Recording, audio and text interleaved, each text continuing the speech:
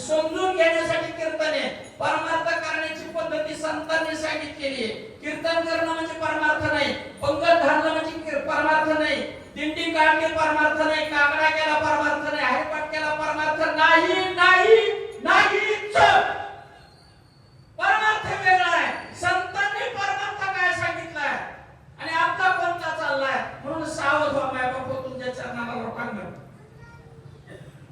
सावध व्हा, सावध व्हा, वेळ जाऊ देऊ नका. वेळ गेली तर कर्माचं फळ ज्याचे त्याला भोगावं लागेल. साठवलेलं हरभरे पेरायचे आता पेरणीचे टाइम झालेला आहे. हरभरेच उगवते ना, आंबे येते त्याला, भाजून पेरल्यावर भाजल्यावर ते नाम आणि कर्म भाजायचे. हा मार्ग संतांनी सांगितलेला आहे. हे गुळी गुप्त विमानाचे शंकर भगवंतांनी पार्वतीच्या कानातच सांगितलेले. कोणी जर म्हणत असेल कीर्तनकार मला मिळालं ते झोपीत आहे. हा सावध व्हायचंय. नामाचं महात्म्य कीर्तनातून सांगते. ज्याच्या जावे गावात